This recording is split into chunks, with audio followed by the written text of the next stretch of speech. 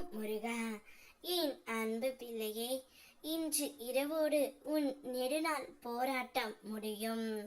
நாளையே உன்னுடைய வாழ்க்கையில் அற்புதம் ஒன்று நடக்கும்.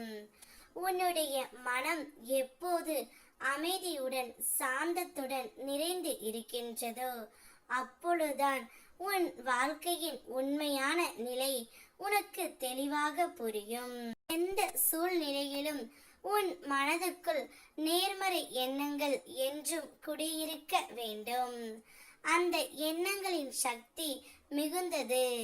தீராத நோயை கூட உன் நல்ல எண்ணங்களாலும் நம்பிக்கையாலும் மருத்துவம் பார்க்காமலேயே குணம் ஆகும் தங்கமே.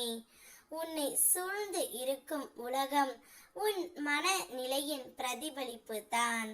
அதனால் உன் உள்ளம் ஒளிமயமாக இருந்தால் உன்னை சுற்றி இருப்போர் அனைவரும் அமைதியாக மாறுவர். குடும்பத்தில் தோன்றும் வாக்குவாதங்களையும் பிரச்சனைகளையும் அவர்கள்தான் காரணம் என்று கூறாமல் இதை தீர்க்க என்ன செய்யலாம் என்ற எண்ணத்துடன் அமைதியாக சிந்திக்க கற்றுக்கொள் தங்கமே. குறைகளை புரிந்து நிவர்த்தி செய்தால் வீடு அமைதியின் ஆலயமாக மாறும். ஏனெனில் குடும்பம் அமைதியாக இருந்தால்தான் இந்த பூமியிலே நீயும் உண்மையான நிம்மதியோடு வாழ முடியும்.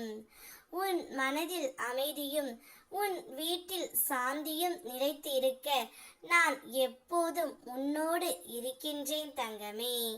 நீ முழுமையாக மின்னிய போது உபயோகித்து கொண்ட உறவுகள் எல்லாம் கல்லெறிந்து உடைத்து சில்லு சில்லாய் ஆக்கிய பின் இனி உன் ஒளி மங்கியதும் விலகி சென்றார்கள். அவர்கள் உன் மனதை கல்லால் அடித்து உடைத்து சில்லு சில்லாக ஆக்கிய பின்னும் எளிதாக வார்த்தைகளால் விமர்சனங்கள் செய்து உன்னை குறை சொல்லுகின்றார்கள். ஆனால் நீ மனம் தளராதே பிள்ளையே. கண்ணாடி உடைந்தால் ஒளி குறையாது, அது 1000 திசைகளில் பறந்து ஒளிரும். அதுபோல் உன் ஒளி இப்போது பிரிந்து பலரின் இதயத்தை தொட்டுக்கொண்டு இருக்கின்றது. மற்றவர்கள் கூறும் விமர்சனங்கள் உன் வலிமையின் சத்தமே. மின்னல் தன் சக்தியை நிரூபிக்க சத்தம் போல் ஒலிக்கும். அதுபோல் நீயும் உன் அமைதியால் உன் மதிப்பை நிரூபி. உன்னை உடைத்தவர்கள் உன்னை அழிக்கவில்லை, மாற்றி உருவாக்கி விட்டார்கள். இனி அந்த ஒளி தெய்வீகமாக பிரகாசிக்கட்டும் என்னுடைய அருளால். நாளையே உன்னுடைய வாழ்க்கையில் அதிசயம் நடக்கும். உன் நெடுநாள் போராட்டம் முடியும். ஓ முருகா.